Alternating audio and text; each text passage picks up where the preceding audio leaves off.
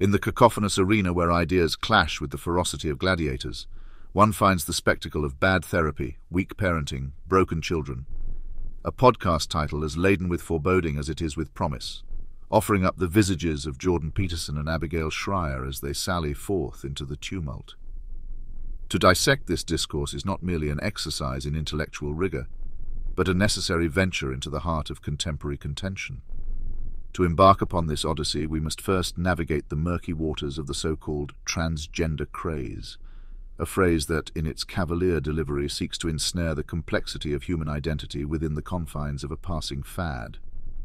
The audacity to reduce the nuanced tapestry of gender to a mere epidemic of whimsy is not merely an affront to the intellect. It is a declaration of war against the very notion of empathetic understanding. Here, the spectre of overgeneralization looms large, casting its shadow over the discourse, reducing the rich diversity of human experience to a caricature ripe for dismissal. As we delve deeper, we encounter the ominous spectre of medical barbarism, a phrase wielded with the subtlety of a bludgeon, aiming to strike fear into the hearts of any who dare tread the path of affirming care. This invocation of the slippery slope, wherein the provision of healthcare becomes a descent into barbarity, reveals not an argument grounded in evidence, but a fortress built upon the sands of sensationalism. It is a clarion call that seeks to galvanize opposition not through the strength of its reasoning, but through the evocation of primordial fear. Turning our gaze to the hallowed halls of academia, we witness a lamentation for the purported harm wrought by universities, now cast as dens of indoctrination rather than bastions of learning. This strawman, erected with the care of an artisan and the intent of an arsonist, seeks to ignite the flames of disdain for intellectual exploration and critical thought. It is a narrative that does not merely misrepresent the role of academic institutions, but seeks to dismantle the very edifice of enlightenment they represent. In the realm of therapeutic influence within schools, a narrative unfolds that portrays sensitivity to trauma as the harbinger of dependency and frailty. This appeal to fear, masquerading as concern, not only undermines the legitimacy of addressing psychological harm, but actively campaigns for the perpetuation of silence in the face of suffering. It is an argument that, in its reckless disregard for the welfare of the young, cloaks itself in the mantle of strength while revealing the brittle bones of its underlying cowardice.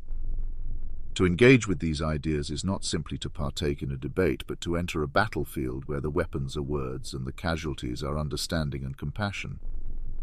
The task at hand is not merely to dismantle these arguments, but to expose the hollow core beneath their veneer of conviction. It is a call to arms for those who value the pursuit of truth over the comfort of conformity, who seek to elevate discourse rather than to entrench division. As we stand on the precipice of understanding, gazing into the abyss of modern socio-political discourse, it becomes painfully evident that the conversation between Peterson and Schreier, while masquerading as a meticulous dissection of societal woes, in fact embodies the very essence of intellectual dereliction. This isn't merely a failure to navigate the complexities of human identity and social conditioning. It is an outright refusal to engage with the nuanced tapestry of existence, preferring instead the comfort of reductionist dogma. In this realm, where critical thought is abandoned and prejudice is veiled as concern, the onus falls upon us, the guardians of discourse, to reclaim the narrative. To stand idly by is to endorse the erosion of intellectual integrity, a price too steep for any society that prizes enlightenment over ignorance. In their ostensible crusade against what they deem as the contagion of modern sensibilities, Peterson and Schreier not only miss the forest for the trees, but also set the entire woodland ablaze in their zeal. Their discussion, particularly on the intricacies of transgender identity, veers not into the realm of enlightened discourse, but plunges headlong into the quagmire of archaic reasoning and bias masquerading as concern. Here, the spectre of intellectual rigor is summoned only to be sacrificed at the altar of sensationalism.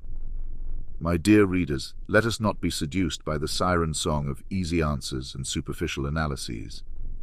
Instead, let us arm ourselves with the shield of skepticism and the sword of critical inquiry. For it is only through the crucible of rigorous debate that we can hope to forge a path toward a more enlightened, empathetic, and inclusive understanding of the complex tapestry that is the human condition.